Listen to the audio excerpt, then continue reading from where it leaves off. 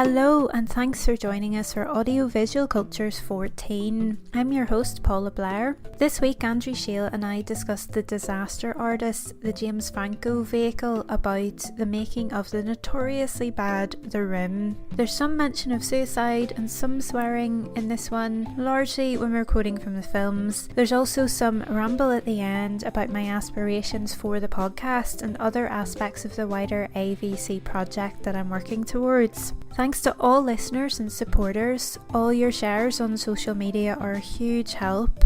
Enjoy the discussion. Oh, hi Mark. Hi Dr. Blair. How are you?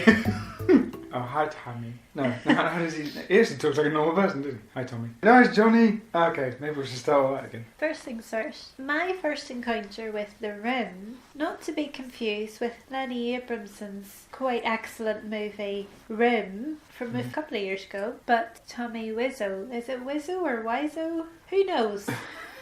Where's Tommy from? Who knows? Who cares? Wisseau's The Room, one of the worst movies of all time. So I became aware of that through Riff Tracks. Riff Tracks, if you don't know, is I used to be, well I still am, I was a huge fan of Mystery Science Theater 3000 when I was a teenager. I still am a huge fan of this. Three of the guys who used to do that now do something called Riff Tracks, so they still riff movies. They write very comic accompaniments to overlay a movie, so you watch it with this and they're riffing the film the whole time. They release 10-minute versions of these on YouTube that you can watch, and it's really good if, like me, you can't necessarily afford to buy the riff track all the time and the film as well. These 10-minute ones are also good because then you just have this 10-minute version of what would otherwise be an excruciating experience, and I know you've been the whole way through within watching The Room. That's how I'm aware of The Room. I've been aware of it for quite a few years because of that, and I think that's physically the only way I can actually watch that film is with riff tracks, and that's the only way I can watch many films is with riff tracks or Mystery Science Theater. We'll come to you now because you watched The Room recently for a student, and that's really the only reason. I think we were curious anyway about The Disaster Artist, but we had an opportunity to watch it for free, totally legally, and we took it partly because of this project one of your students is working on. So if you want to get us up to speed with that. Observation number one this evening is that none of us have actually just watched The Room. You watched a bit of it with a riff track accompaniment, and I watched it because one of my students was doing her dissertation on it. Very brave student, decided at the undergraduate level, so she's just 21-ish, to do some research using live human subjects, is what the university classifies it as.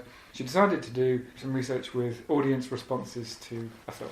And what she wanted to know was the enthusiasm that audiences tend to show for The Room. What she wanted to know was, is the enthusiasm that audiences tend to show for it, does that come from having been prepped extensively on the idea that it's an artifact of alternative popular culture? Is it a kind of enthusiasm that audiences would show for it if just shown the film without any warning in advance what it is? I was one of the humans... Actually, no, I wasn't one of her participants because I knew in advance what the film was going to be. She deliberately did an audience research thing where it was a mystery film was going to be screened. I knew about it in advance, so I wasn't able to be one of her participants, but I took the opportunity of simultaneously just being there to lend a hand if necessary, and it wasn't. She was very capable at the screening, so I took the opportunity while doing that to also watch The Room. Having heard about it years ago when another student, a master's student at this point, something like 2012 it was doing a very similar bit of audience research using participatory screenings of The Room at the Tyneside Cinema here in Newcastle. This is a litany here of ways in which people have seen The Room without just choosing to go and see this film as one would normally see a film. I suppose observation number one is this is an unorthodox viewing experience to see The Room. And another way, I suppose, in which people may be coming to see it now is they'll see The Disaster Artist and then they'll go, what's all the flap about? Yeah, I need to see the... And so they'll be prepped to think that this movie's going to be awful through another channel. And of course, it is quite exquisitely awful. Yeah. And it feels rather naughty to say this, because in my everyday job, I'm completely neutral on questions of quality. It's quite an indulgence. And of course, what many cinemas did when The Disaster Artist came out in early December last year was they ran it alongside The Room. So you could buy a special double ticket and see. It's a good money spinner. And it was partly because this was happening, The Disaster Artist was about to come out, that my student decided to do this. Yeah. She wanted to get her screening in before The Disaster Artist came out. Logistically, she just wasn't able to get it organised in time. She did it a bit afterwards. It didn't make any difference, the fact that The Disaster Artist had come out, because nobody who came to this mystery film screening had even heard of it. I suppose it's also something that's just come up in popular discussions about film. You know, I have a lot of students who will just casually be talking about film and various increasingly rare interactions with us members of staff, and they'll mention The Room, they'll mention the, it can be known as paracinematic, or I've called it participatory, but another word I suppose would be appropriate is extra fandom, you know, not just liking something, but distinguishing what you do in interacting with something from what normal fans do by taking it to a very radically different level, and doing that not just for liking stuff but also for disliking stuff too. And there's a lot of participatory screenings, so in the vein of the old Rocky Horror screenings, people would turn up for the comic value and being in a part of an audience and being a chorus of people going, "Oh, hi Mark," or "I did not hit her, I did not." Well, I suppose there are something like 4 or 5 moments in the film where it's so easy to have learned the dialogue, and it goes, because I'm on a relevant website, "I did not hit her, it's not true, it's bullshit, I did not hit her, I did not."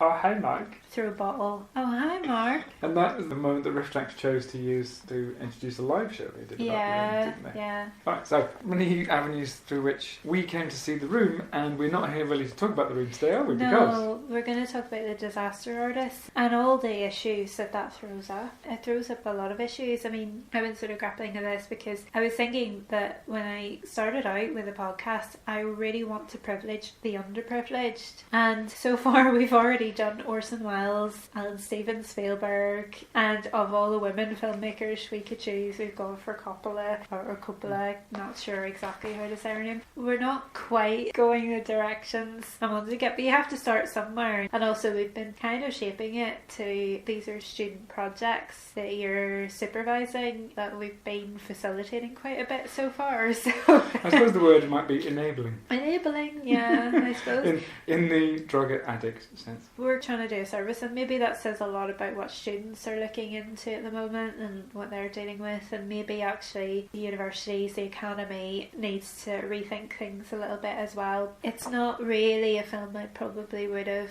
set out to do off my own bat, only this come up, we thought this would be useful, and it might be interesting for people more generally, but I don't think this is going to be a gush fest. On a gush scale? Fairly low. Yeah. And it's annoying because I enjoyed watching the film. I think in a way, not to the extent of Ready Player One, where I really, really enjoyed watching that, but then you unpick it and it unravels and all the problems come through. This one, I enjoyed watching it, but at the time I can say, I'm laughing at this, but it's not okay. This is not an okay thing to laugh at, and I'm uncomfortable with a lot of the issues that are being thrown up. And I think that this guy, Tommy Wiseau, is, I mean, you could read that it's a scathing portrayal of him, but actually I think it does him a lot of favours, because all of his points come across, all of the points that he would make are made, and then he can be satisfied in knowing that, yeah, that's portrayal of me, that's accurate, and that's where I stand, and that's fine. We need to delineate a little trail by which we get this film. 2017, so last December, came out, and it's based on a book called The Disaster Artist by Greg Sestero, I think. Greg Sestero, I'm not sure how to pronounce it. Greg Sestero's 2013 book, The Disaster Artist, My Life Inside the Room, the Greatest Bad Movie Ever Made. Now, we haven't read the non-fiction book, his account of being the co-star of The Room, but the title does suggest a little something about the contents of this book, which is that it's an account of Tommy Wiseau making a huge mess of making a film. What we get in The Disaster Artist, the James Franco, Seth Rogen film, is plenty of that. But what we also get is the development across the narrative and the redemption of the two main characters, because it adheres to quite familiar fictional structures in which people have to learn, they have to repair character deficiencies, and they have to get a redeeming moment. And the redeeming moment for Tommy Wiseau is after the humiliation of the people at the premiere around him laughing in ridicule at his film, he gets convinced that he can use this by claiming that he he meant for the film to be a parody. And he does that at the end of the premiere on stage. So he instantly goes, oh, right, I've got a kind of recovery method from all of this. This is how I can become a bit famous. And then there's a set of documentary footage after that which says, and hey, look, here's Tommy appearing at late night screenings of The Room where people were really into interacting with this supposed parody of Hollywood melodramas. At the end of the film, we get a Tommy who at least we are being prompted to sympathise with. And since this is somebody who scripted The Room, which is quite intensely misogynist at several different moments. Yeah, very intensely misogynist. And since that is barely alluded to in The Disaster Artist. Yeah, it's deflected on to Wisseau himself as being misogynistic in how he deals with actresses and people in general, but it's implied that that translates a bit into the film. But yeah, you don't get much evidence that he's written this character who is essentially him, the all-American hero. He doesn't get that he's an awful human being. I mean, he really thinks he's the hero because he believes that he is the all-American hero as well, and that's what he wants to be, but he doesn't realise that you don't get to be that if you treat people like utter crap. And of course the big part at the end, the big come through, I mean, that's a huge compression because this is something that took quite a few years to build up. Is that because he really was very serious about it. I mean, he paid for the film to be kept on for 2 weeks, even though nobody was going to see it, so that it would qualify for the Academy Award nominations. That's not what you do if your film is a parody. He really thought it was going to be this great Tennessee Williams type drama. He really believed it was that. He thought he was Marlon Brando in Streetcar. The film pointed heavily to this guy has delusions of being Brando and James Dean. But what it did is it said these are people who are trying to study Hollywood acting, so they've just got really into the way in which Hollywood actors of the past have done certain scenes. Those specific types of character as well, the rebel without a cause, and Brando's character Stanley in Streetcar Named Desire, he's an awful character. He's a rapist, an abuser, but he's this steamy hot immigrant, born of immigrants guy as well in New Orleans, and he was always modelling himself on that, New Orleans specifically, but not immigrant of course, even though he's clearly from another planet. Well, I suppose there's bits in Streetcar Named Desire where Stanley says I'm from Poland, or at least his parents seem to be from Poland. Yeah, I think he's first generation, and he gets really head up about a lot of xenophobic attacks on him. People call him Polak and things like that. He gets really angry about this stuff, so he's the prototype for the angry young man. And then of course James Dean epitomises the angry young man. Those are what people are looking back to in the new Hollywood, is all shaped around the angry young man. So there's this tradition of this, and by this stage, I mean certainly in the early new millennium, it's just a tired narrative. But the Johnny character has no reason to be. Well, he's not really an angry young man. I mean, he's not a young man at all. He thinks he is. He's not. He's really old. Not that that's a problem, but when you're clearly at least 25 years older than what you claim to be, that's a bit disturbing. That's the holes in the plot as well. There's no characterization. They're all just these stock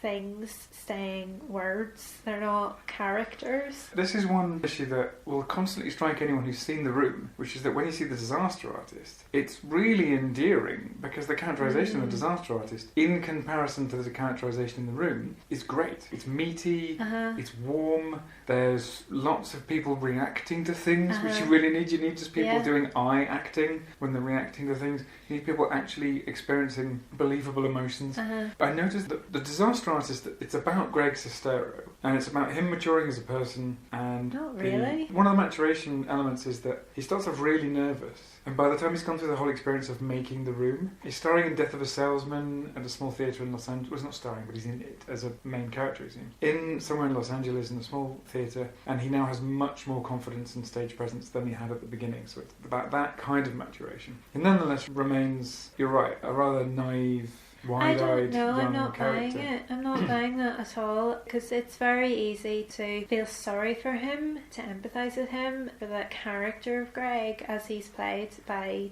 Franco, to have an air of victimhood, because this relationship is clearly abusive. It's a very controlling friendship, but he's ambitious in a sense. I think, yes, he probably is genuinely naive at the start, and he gets swept along by this guy. He's 19 when he meets him. He's dazzled by the expensive car, by the endless stream of money, by the ability to just go to LA on a whim and not have to study and work hard and make the connections from scratch in San Francisco, as his mum is very rightly advising him to do in the film. But I think by the end I'm thinking, who's really the exploiter here? Because Greg Sestero is the one who's ended up writing this book. He's had this movie made out of the adaptation of that book. He's making money off this guy.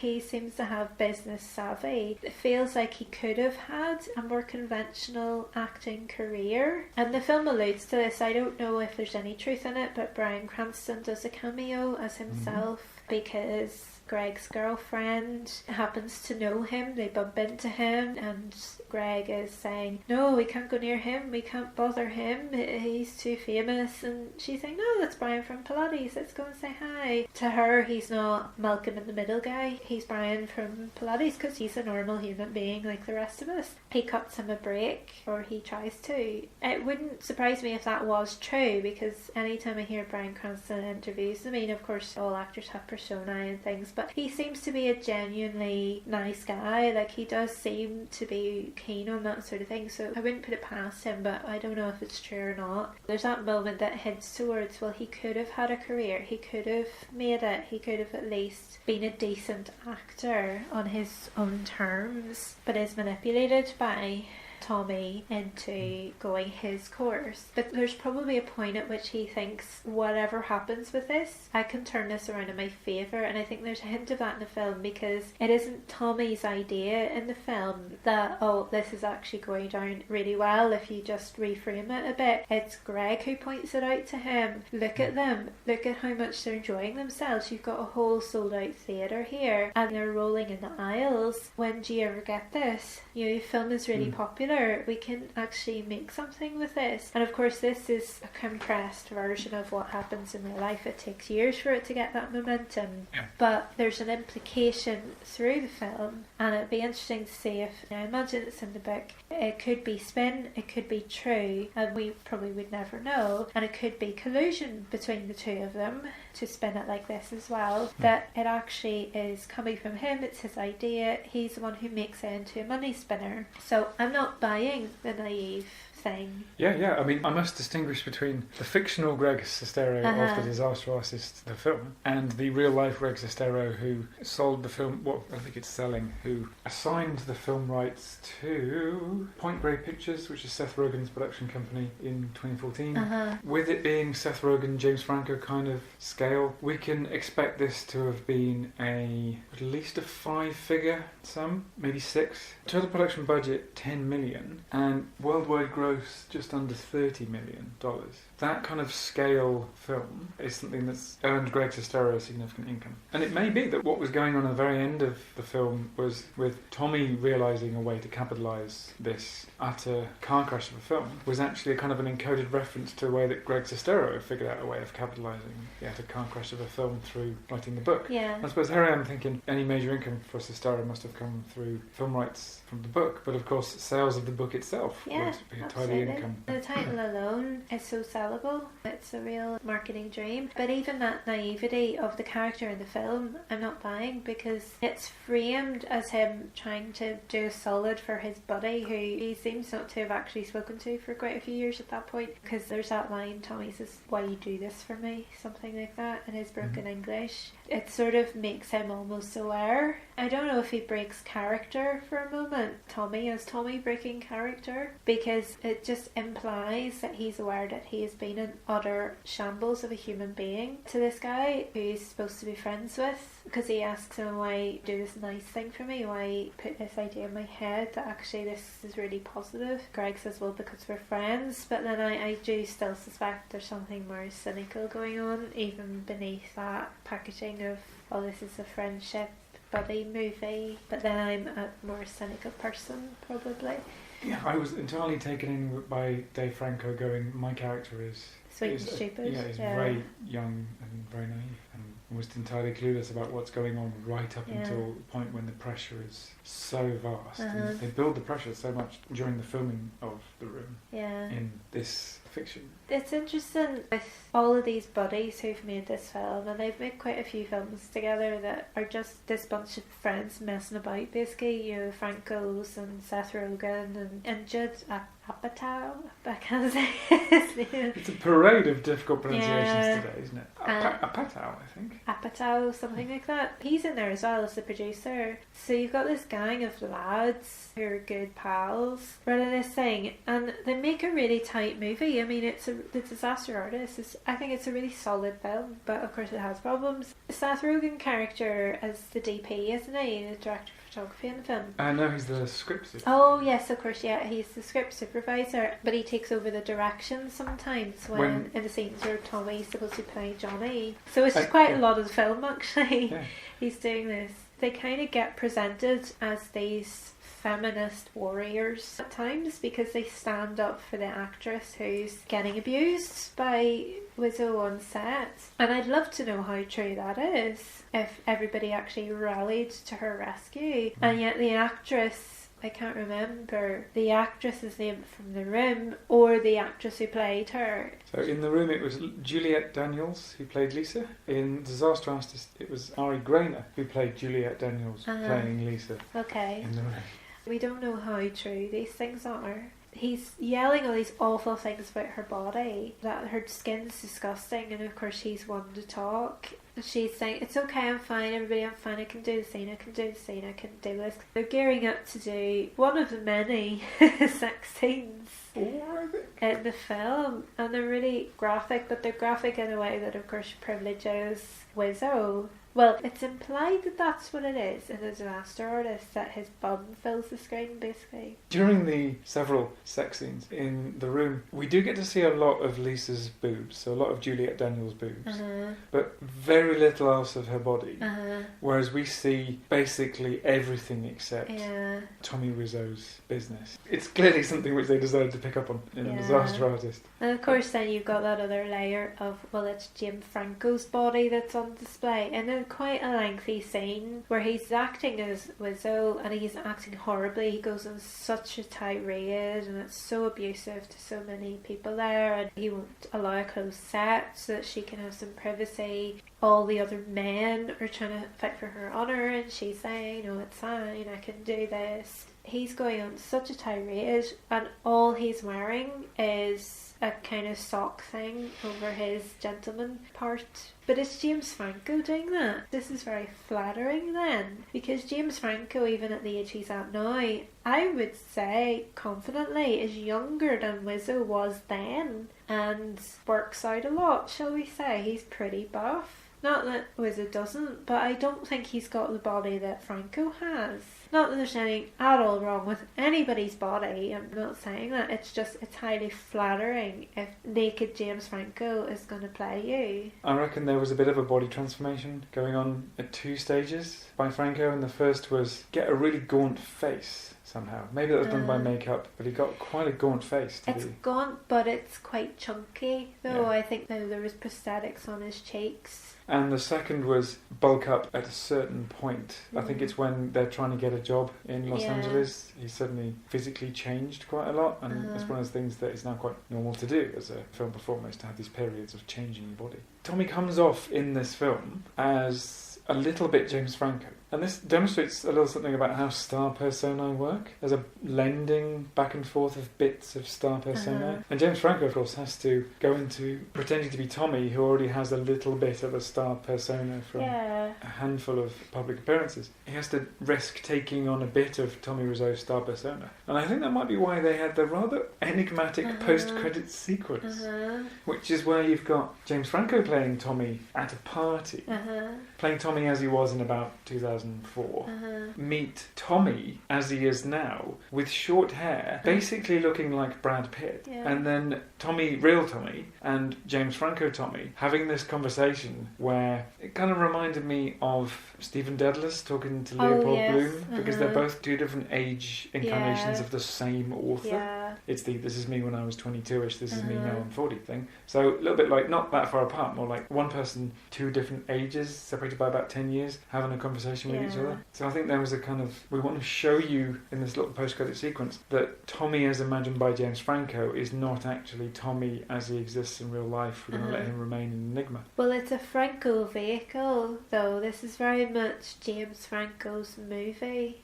And his brother is, Dave Franco, is excellent as Greg. And in a way, you could really only have brothers playing those parts, because they're intimate in quite a, I don't even know how to put it, but an uncomfortable way. It almost tips over into something a bit more sinister than it actually is. But it never quite does it. You know, it's abusive to a point. There's so much emotional manipulation going on. It affects Greg's life. It seems like he's had this really nice relationship that's broken down because of his friendship with Tommy. But I can't feel sorry. Certainly when I'm saying these things, I'm referring to characters in this film, The Disaster Artist, because I don't know the truth and I don't know who knows the truth, really. I'm not convinced that the book would even tell us truth. I'm referring more to characters when I'm talking about these people. But yeah, I sort of feel sorry for him, because it's one of those things where it's easy to say, well, you should get out of that, it's toxic, clearly. But I don't think it's that he feels obliged.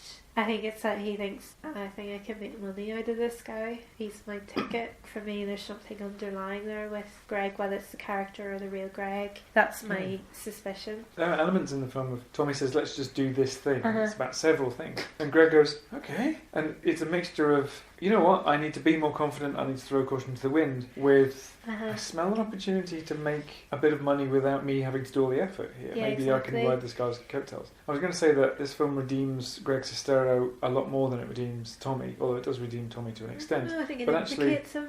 Actually, it doesn't redeem Greg Sestero entirely. If that's something that the real Greg Sestero approved of, that's brave. To say, I wasn't a victim of this whole process. But I think it's implicit, though. I mean, I don't think it's obvious. This is just me being very cynical and being an angry feminist, probably, bringing that perspective in. How many times have we seen mediocre, privileged men getting away with nonsense and awful things, awful behaviour, and still being really successful at life? How many women have they trampled on the way? How many decent people of all kinds have they trampled on the way? And they still do really well. It's not that you don't want people to do well, it's just they seem like awful people. So it's just a bit, I think it's boring. I just get tired of saying it. Sometimes it feels like that's the only narrative out there, and you know it's not, and it's frustrating. Which is why I feel even like I'm betraying myself by even doing a podcast. But I think we need to, I was going to say go out of comfort zones, but that's not quite right either. It just feels like this needs to stop being the default. Tired of it being the default. Wisseau, as a result of the quote-unquote success of The Room with cult audiences, got an income which I think from DVD sales ultimately actually recouped the costs of the film, and permitted a degree of celebrity based on things like appearances at these late night screenings and cameos in a few other things. As a result of The Disaster Artist, he gets on stage at the Golden Globes, although James Franco, and I mean, I was so divided about him doing this, when Tommy looked like he was going to go up, because he'd gone up at James Franco's invitation, but it looked like when he was just about to walk up and actually say something into the microphone, James Franco just went, oh no. Like he stopped him from getting that much celebrity. So Tommy ends up on stage at the Golden Globes but doesn't actually get to speak to a microphone. Nonetheless, bit of celebrity. And then he appeared on a handful of chat shows around the time anyway. Right. So as a result of The Disaster Artist, Tommy's become famous to an extent which is roughly equivalent to what he was after anyway. He's been through an odd route. You have to be good at something, and he's found what he's good at. He's very good at being a very wealthy, mediocre guy who throws his money around. Part of the appeal is that he's mysterious. He maintains his mysteriousness because he won't tell anybody where he's from, where the accent comes from. He won't reveal where the money has come from, the wealth that he has, and how he owns all these different places all over. Nobody knows, I think, whether or not he's even an American citizen. That air of mystery is part of the fun of the persona around him. While he might be presented to us as somebody who blundered into filmmaking without a clue, he's had a bit of a go at creating a relatively coherent and effective and memorable public star persona. Now, should we have a little chat about some of the specific plot points in Disaster Artist? Because you have that episodic feel of, okay, now we're going to show you how they shot this scene. Now this, and now this. So we have a scene about a scene. It's pretty clipped as well. It jumps along, and it's what, it was an hour 39 minutes, yes, isn't it? Which is brief for films these days. It goes along at quite a merry pace. It's quite economic, I think, as a film, and it seems like it's the entire polar opposite of the shoot for The Room, because it feels like, right, this is efficient filmmaking. It feels like everybody knows exactly what they're doing, and you probably haven't got the retakes that film needed, and they've got money, they've got a budget, but it does have its limits. It's not a mainstream movie. It was in mostly art house cinemas. It needs to be fairly economical, and it's got a fairly tight shooting schedule. Everybody needs to know their lines, they need to turn up, they need to know what they're doing, they need to be prepared. So it feels like it's a film that would have had a lot of rehearsal, especially for the Franco brothers. I had a quick look at the shooting durations for both films, and The Disaster Artist seems to have taken less time to shoot than The Room did. The Disaster Artist makes a point that it's a 40-day shoot, and it does these on-screen titles that go day 4 of 40, and then at one point it's up to something like day 54 of 40. For comedy value, there is plenty of that, including a kind of extra serving of comedy value that we get just before the credits, where we get shown shot-for-shot remakes of small bits of certain scenes. And the implication is that these were made as part of the making of this film, but actually this is something you do separately, I suppose. Try and get it that precisely the same. So I doubt that they were going, okay, we've just finished that scene about the making of that scene, so now we'll just keep everyone in the same room and actually then make the scene as a complete remake of the bit from The Room. It feels like it would serve several purposes, because they probably planned it quite early on that they would have that in the credit sequence. The side-by-side comparisons, but then also, of course, it probably would help the actors get into their characters, and their characters get into their characters, and it gets a bit Inception-y. Well, I think this is part of the appeal of this, is that we were just looking through a menu of movies that we had access to legitimately for free, and the one that jumped out was, here's a movie about a movie. I think that's the kind of thing which is going to draw you and I quite naturally. Well, that's the thing. From the reviews I'd heard, is there's a lot of striking similarities with Tim Burton's Ed Wood, and again it's very similar in that you've got a really charismatic actor, Johnny Depp, playing someone who in real life was just a horrendous human being, and makes him really sweet and vulnerable and lovable, when actually the real Ed Wood was an abuser, and again similarly he's one of the worst filmmakers of all time, and yet he's this really abusive, awful human being who was actually pretty horrible to people. A bully like Wisseau. At least in The Disaster Artist, the abusiveness does come across. It still redeems him, I think, and I still think that's not really okay. But you understand why they've done it, because they need to get the movie out, and he's not going to agree to it. It's going to be that scathing, and you think that there's parts where he's being really horrendous, but he's getting all his points across. So if he's watching it, he's thinking, well, yeah, of course I agree with myself. That's exactly my attitude. So of course I'm right. This film gets me. It allows him to be able to do that. Well, anybody with a shred of decency would go, he is an awful example of humanity, whereas Ed Wood at no point does that. It actually paints him as this very sweet, lovable, unfortunate, passionate cinephile. I suppose the model that Disaster Artist might espouse is a couple of rather awful humans become slightly less awful humans, and that's our 21st century thing, is having character development, but it's not like people end up as actually good people. They just end up as slightly better people than they were before. Seth Rogen, really quite a brilliant actor. He can be, in the right roles. I mean, and this was a great role for him. Seth Rogen fell away.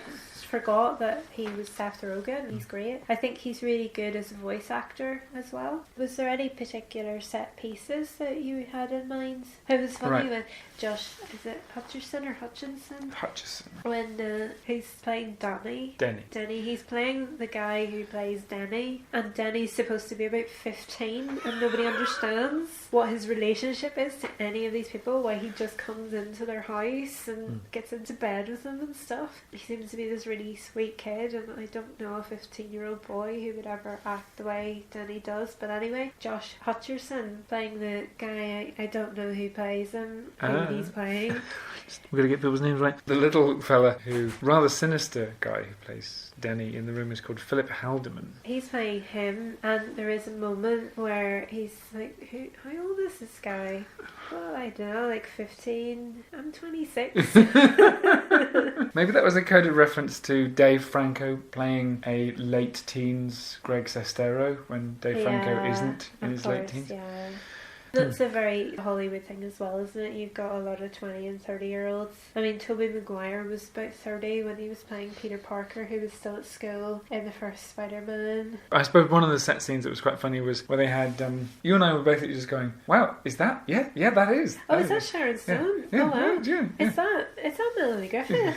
Class. Yeah, so there was loads of really nice cameos, I thought. Who was it? Who was Greg Sestero's mum? It was Megan Mullally. Yeah, otherwise known as Aunt Gail.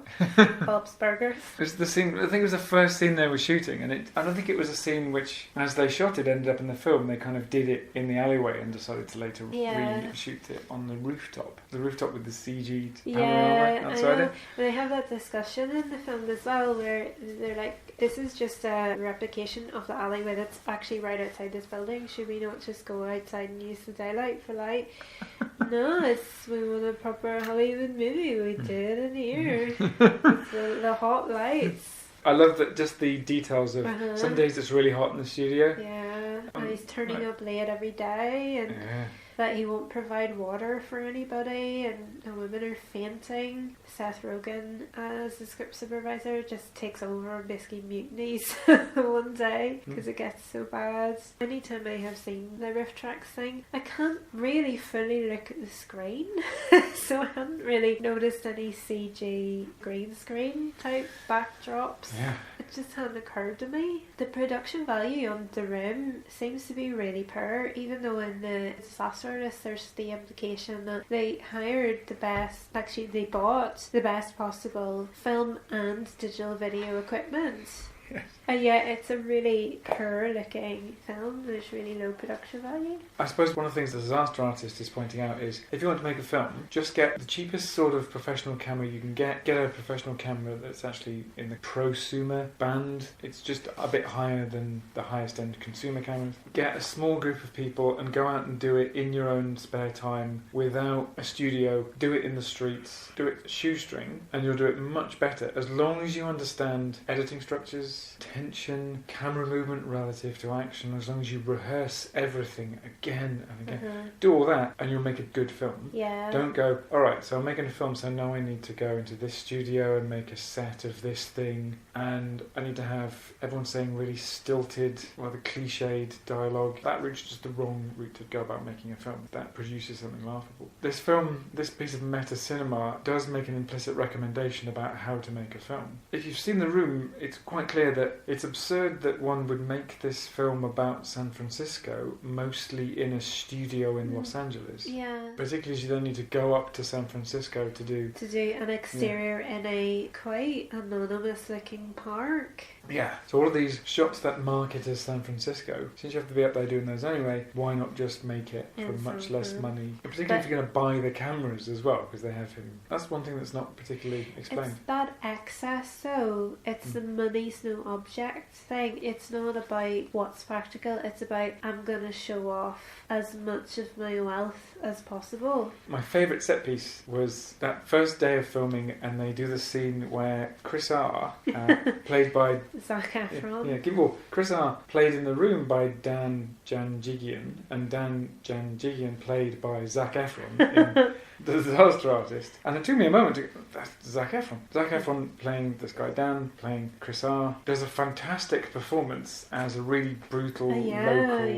Looked like he had a lot of fun with it. What would it be? Gang member, I suppose. Like drug dealer or something? He does this great little performance, and Tommy's in the background just going crazy, and he keeps walking into the shot. He keeps calling cut only half a second after everyone's done doing their acting, and so he's sitting really close to actually messing shots up. He sees this performance and he goes up and he hugs this guy, and he's really enthusiastic about somebody who can do an intense performance, and it works, because that's one of the messages he's got, seemingly, according to the film at least, that he's got about how you act, is you just act really intensely. Well, it's that moment quite early on in the drama class where the teacher's trying to get somebody who can give her some real emotion on the stage, and he goes up and he just does the Stella yelling from Streetcar Named Desire and really overly hums it up. And that's used as what Greg is first attracted to in him. That ability to be so raw and so confident and not caring what anybody thinks of him. He doesn't think he's necessarily that talented, but just to be able to be that raw in front of people and not care. It's all rooted in that. It's just channeling Marlon Brando in the movie. Probably this is how they did it in the play as well. Didn't they do a Simpsons episode where they all put that on Ned Flanders is playing that character? He's playing Stanley, and the yell from your boots, Stella! And so it's all rooted back to Stella. It's all of that. So he thinks that that's what acting is. It's not something that can be nuanced or done with a face or done through gesture. It's yelling, it's big movements, it's the epitome of manliness. It's taking up the whole of physical and sonic space with your body, with yourself, with your noise. That's what he believes good dramatic acting to be, so he's expecting that from everyone, and yet never does it himself. Greg has to go and tell him, throw the bottle, here, take the bottle, throw that. He still does it in such a lackluster way in that part where he's, I did not hit her, I did not, on the roof. He can't even channel it when it's his turn to do it. That, I suppose, is my second favourite one. My one I loved was the Zac Efron character, who's the drug dealer, really going at the Joss Hutcherson character, Denny, who's just this like 15, 16-year-old boy, and the actors really getting into the physical confrontation, such that Joss Hutcherson's character, who was playing Denny, is just terrified about her.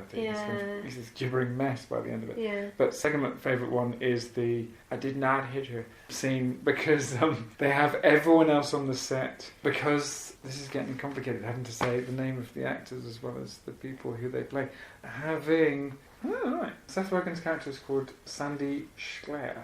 Having Seth Rogen's character, Sandy, repeating the piece of dialogue as he stands over the script again and again to Johnny, saying, and he goes, line, and the whole gives crew him a line, end up doing it, the whole crew remembers it.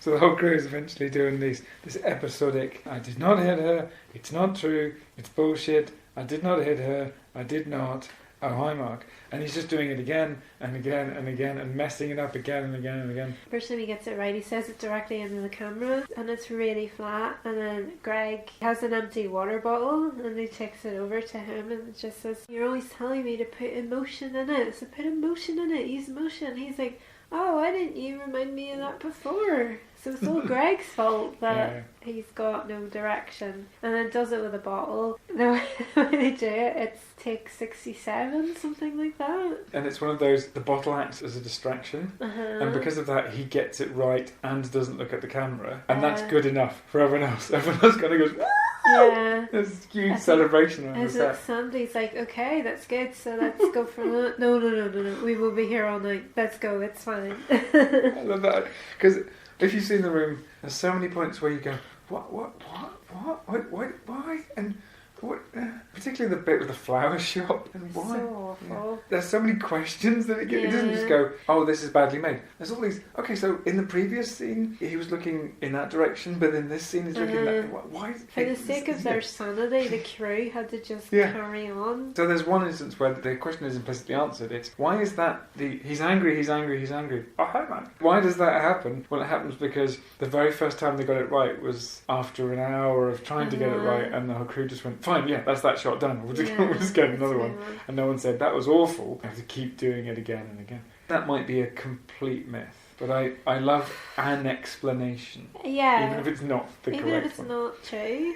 In a piece of fiction, of course. It works really well as a comic central moment, and of course that was a big selling point for the disaster artist. That was the central point of the trailer, that moment. But so many other moments similar to it. I mean, there's the bit where Johnny is upset about stuff with Lisa, and he's talking to Mark about it, and Mark's telling him this story about somebody he once knew, he had all these boyfriends, and the Johnny character, Tommy as Johnny, just laughs, ha ha ha, that's a great story, Mark. And he's really not getting that he's being horrifically misogynist, but the awful thing that has been described to him about this completely fictional fiction upon fiction upon fictional person to try and help him empathise with Lisa. And just the way that it's played, it's an indictment of Tommy in a way. Yeah, and Sandy's going, no, it's not a funny story. Yeah. If you laugh at it, it makes you sound horrible. Yeah. And laughing at that story about somebody getting beaten up. So let's just try with the next take, you not laughing at the story, and then him just doing it again. It's exactly similarly. Yeah. And Sandy going, this dialogue that you wrote? Yeah. How about you don't laugh at it? Moments like that, lots of explaining why instances in the film are quite weird. That's part of the redemption of Tommy, because with the I did not hit her bit, the reason they have to go through like 67 takes and they take the first one that he gets right is just because he's not done this before, and so he's just really green about, I walk out of the store and suddenly there's lights and there's a camera and there's people. I haven't done this kind of when someone shouts acting before. So there's lots of forgiving through this explaining. Although there's also lots of, isn't it funny that this guy can be so constantly inept for so long? They stick around. I mean, he's really abusive to them, and he fires somebody at one point, and then the guy ends up not leaving, and you think, well, you're all hanging around because you're getting a lot of money from this guy. Even there's that scene with Sandy cashing his check and expecting it to bounce, and the teller tells him, this is a gold mine, this is an endless pit of money, you're good for a bit. So they're all cashing their checks, they've all got steady work for a while with this guy, so they're enduring it because they're getting paid. It's quite a subtle moment, and it's a nice little funny scene as well, because the thing is played really nicely and it takes you out of that world for a little moment, because the teller, and I really recognise him from somewhere, I'm not sure who he was, they're talking about being in this movie. He says, is anything I would know, is a period film? No, I won't say it then. It was a really nice comedy moment that was clean of all that stuff, but the information in it was that this fella is a gold mine, and these people who are on these precarious fixed term freelance modes of employment, they're not used to getting paid that well, that often, for that long, so they're taking the checks, they're enduring him, and they're taking his money. And the actress who plays Lisa's mum, plays Lisa's mum, she has a scene where she points out that she comes to do this even though it's really unpleasant, and it takes a long time to drive there, just because any day when you're working is better than any day when you're not working. Exactly. The heartbreaking thing about that business as well, she has some really nice moments where she's playing this woman who cannot understand why she's even in the film, because you've got that famous thing about the mother character has this big heartfelt conversation that's really badly done, where she explains, the tests have come back and I have breast cancer and everything's awful, nobody cares about me. The actress is wondering, does this ever come back? Why is this in here? This never comes back. Why is this in the narrative? Even at the premiere they have several shots of her leaning over to people and going, never comes back. It's the same in only time it's mentioned. And I love that rather than her being scathing about it, she's quite enthusiastic about it. She's like, finding it funny. Look at this funny thing I found. Yeah. I found this on a beach. It's this plant that has no corresponding payoff. And she's the character who faints on set because it's too hot, and she's wearing a jacket and everything, and all Tommy can say is, why is her face look like that? Because this woman's sweating. Oh, it's not because it's too hot, it's because she's old. And she's like 5 years older than him. You have this sense of the women having to endure and tolerate to quite a high degree the behaviour of that privileged man specifically, but a bunch of men around them. And even when the men are standing up for them, they don't take any opportunity to stand up for themselves. They get on with it, they say, oh, I'm fine, you know, I just need some water, I just need some air, or I'm fine, I can do this, I can get through the scene. Again, it's just a very subtle reference to what women have had to go through, and so much of that has come out in the past year. Nobody involved in that film probably could have known that far ahead that all of the stories, the Weinstein and everything else around that was going to break. We're learning more and more about what women have had to be silent around and what they've been silenced for, and these are the kinds of behaviours that they've, you know, this is the tip of the iceberg kind of thing, where there's been an endurance to do the job they love. They've had to take really awful characters that are very one-dimensional. They're a body sitting there saying lines, they're not even a character. Maltreatment on sets and getting less pay than anybody else to have a shot at doing something they really love. There's moments in there that are indicative of that. And I suppose this is a film by a bunch of boys, but it's a film which seems to take the opportunity to go, there is mistreatment of women in this industry, although at a very mild level in the disaster artist things. The roster of cameos was a real indication of how many people were into the idea of at the very least, the vague idea of a film about a car crash of a film. Because we've got a good 5 or 6 big stars who are happy to do small roles and or play themselves. I think you touched on it and you headed towards this a bit earlier as well, is that Hollywood loves telling the stories of itself, even if they're negative. It loves telling its own stories about its past. Sunset Boulevard, Ed Wood, Chaplin. It loves telling itself, its own history. I suppose it marvels at its ability to narrativise anything it can get its hands on. One of the things that it might be quite difficult to narrativise is the messy industrial history of filmmaking in the US. But it rolls up its sleeves and has a go. Interestingly, when you look up The Room on the Internet Movies database, under people who liked this also liked, it puts Birdemic, Troll 2 and Best Friends Volume 1 from 2017. But you know why that is? It's partly because of Riff Tracks. Because there's a big Riff Tracks films. Because they're all generally deemed to be awful? Yeah, but they've all been done recently on Riff Tracks, and they have them in the live shows that they do. One of the things that I think was a really gorgeous little touch was when they recreated each of the scenes, shot by shot, even at one point seemingly using exactly the same locations, like they somehow managed to get hold of the same buildings to do some of these, and the costumes are virtually identical as well. When they were doing these, they seemed to have, just in makeup, hair and basic demeanour, everyone was caricaturing the person who they were playing, the real life person doing acting who they were playing. So there was bits where the shots of the two Lisas were on screen at the same time, and the Lisa in the room, she was trying to be quite serious about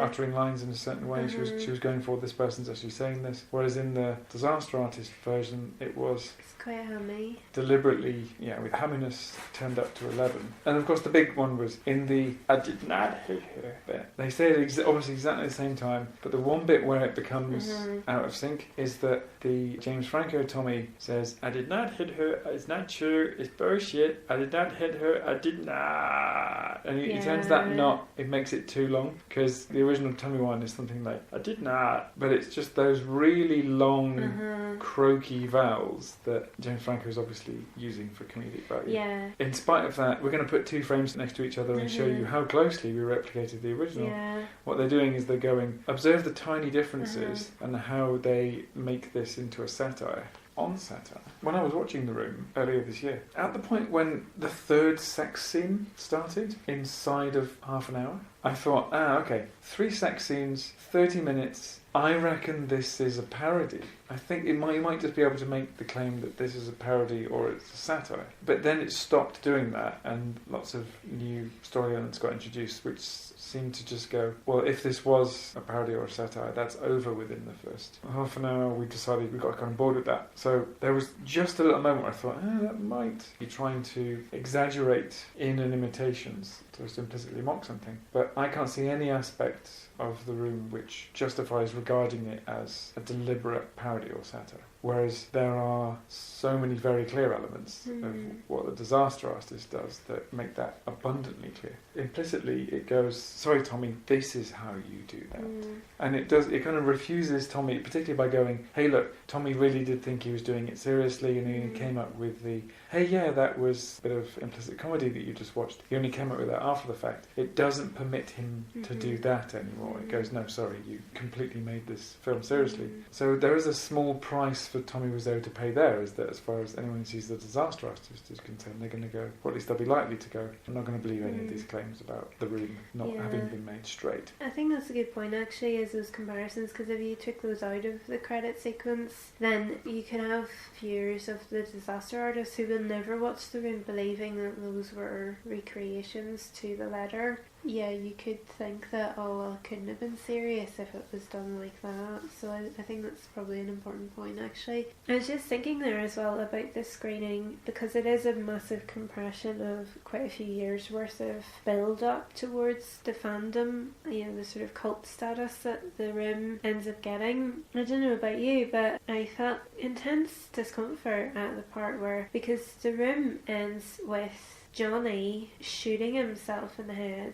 and ending himself pretty violently because he's sick of this world. He takes this quite drastic way out and produces a gun from nowhere. But in the screening, it had this crowd in a frenzy yelling, do it, do it, do it. And I just thought, at no point is encouraging even a fake, non-real person, a character. There's nothing that's okay with that, and I really hope that doesn't actually happen in those kinds of screenings where people are yelling, do it, kill yourself. How awful. Something having now experienced The Room and having been amongst us, not in one of those participatory screenings, but just amongst a bunch of other people, and done all that. Okay, that person's laughing. It's kind of okay to laugh at this point. I'm not going to annoy anyone if I laugh. Then having also watched The Disaster Artist, all that remains to do is to go to one of these participatory screenings of The Room. What happens now.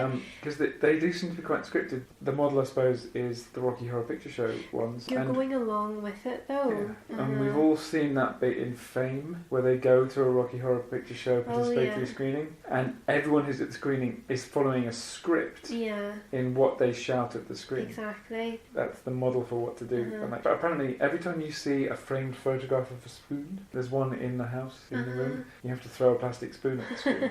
With that kind of prescription, someone who came up with that script kind of organically must have emerged at some point. If someone came up with, at that point when Johnny's about to kill himself, everyone shout, do it, do it, do it. That would be quite horrible, yeah. And we get the impression that people who do these, it's all doing stuff light-hearted here, couldn't possibly be doing anything misogynistic or vitriolic, couldn't be doing anything that's genuinely hurtful, but quite possibly. I think it's important to distinguish. I mean, if you watch The Room and you watch that scene, it is laughable because it's so badly done, and it's that you're laughing at. But the idea that you would actually be wanting anyone, even a character as horrendous as Johnny, channeling Tommy, to be wanting them to end themselves is a bit distasteful. That wasn't sitting right with me, and I don't know if it's framed as this spontaneously happens for the first 20 minutes. People are like, what is going on here? They've come to this big premiere, it's quite glitzy, and then this film is just, what? And then they start to laugh at it, and it shows even the actors laughing at it. But you've got the really horrendous bits where the character of Daniels, is it Juliet, who's playing Lisa, her character is going, it's still going on at the sex scenes, and she's mortified. But then something turns and the audience starts to laugh along with it and they're rolling about. Then to come to this thing where, I don't know, it was just a moment and I thought it was a bit off. Well, I think all they needed to do was go, Tommy has to leave this auditorium going, oh my god, what have I made? I've created an awful film, things really bad. And then Greg has to turn him around and go, no, you can make something good out of this. You get back in there. So there has to be a kind of really horrible low point for Tommy, and then there's got to be this soaring moment of triumph. And so that's one way of making that low point a really low point, is to have the audience be really quite vicious in the way that they're interacting with it. And so I haven't been part of an audience of only about a couple of dozen people watching this film. Us laughing at it did start off really small, and then it became something we were doing kind of by common consent. Towards the end there were lots of kind of people looking around and going, oh, that person's laughing. Yeah. I'm not the only one. It's communal thing, yeah. So that can build. And so I'd like to try and see what it's like doing it in an audience of 300 people. I mean, that's lovely, but I don't want to give him any money. I've only watched that because we could access it for free with the vouchers that I get. I'm not sure if there's much else really to say. But I suppose we just want to register that there's an issue we'd love our listeners to consider and to let you know about if they have strong opinions, which is, should one even be watching for money for the purposes of discussing it either formally or informally, something where the person who made it is someone whose pockets you don't want to put money into? My kind of instinctive approach is you can arm yourself against bad ideas by immersing yourself in them temporarily, and if you can get the word out there that this is a really bad idea, you can do something to stop that idea from having traction by arming other people to notice that a bad idea is a bad idea. And in a complex sheaf of bad ideas that is the room, is something that people should have the opportunity to equip themselves to deal with. And if that means putting a bit of money into Tommy Wisseau's pocket, at the same time as everyone becoming just that little bit better at looking the kind of ideas he espouses in the eye and going, no, those are wrong. I think giving him a little bit more money is the lesser of two evils. But it's also, when you say something's the lesser of two evils, it's a way of admitting that it's an evil. I'm at a point where I'd rather just put the time and the energy and the resources into privileging more deserving things. So yeah. I think it's useful to have these discussions, but I think it's probably a turning point for me. I mean, I think these sorts of things, I would prefer in the podcast anyway to be a blip rather than a norm, because I think I really want to steer it towards lesser privileged things to give them a platform. It was interesting actually at the British Silent Film Festival Symposium and talking to certain people, and certainly talking with Lucy Dutton about Maurice Selvey and why I look at him, and it's because he's so overshadowed by other British directors that were his contemporaries or coming along just after him, such as Hitchcock. We don't need any more books on Hitchcock. Spielberg doesn't need our help.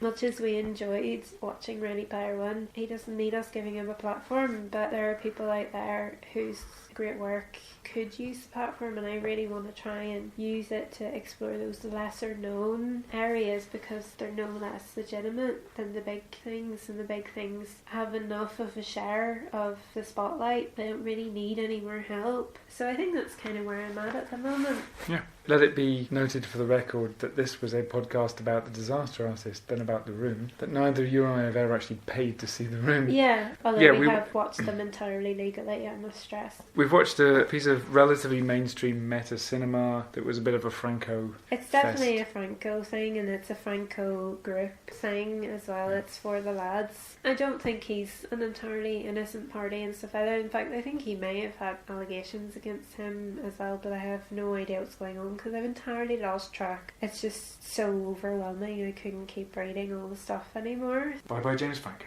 It was good to see that he still has both arms. How many days? 148? Hours. 100. No, I think you're right, it's hours. I'm being facetious. Someone put him in the desert. 147, is it? I was going to start stabbing numbers into this. Film about that guy who got stuck in a crevice and cut his own arm off. That's a snappy title, isn't it? 127 Oh my goodness, way so, yeah, out. we're talking about Danny Boyle's 2010 film about Aaron Ralston, the canyoneer who gets trapped. Can he really call himself that if he gets stuck in a crevice? by the arm. Sorry, Really? it's really horrible. Yeah. I went to a dark place there. I went very Northern Irish about that. I would cheek to talk about how unethical other people are and crack jokes like that. Thank you so much for listening, particularly if you do stick with us when we do get a bit silly. Tremendous thanks to Patreon supporters, it makes a huge difference. Please do share links to the podcast and website on social media. It's really helping others find the work, and I'm still working on trying to get it out there more broadly. Bye for now, and catch you next time.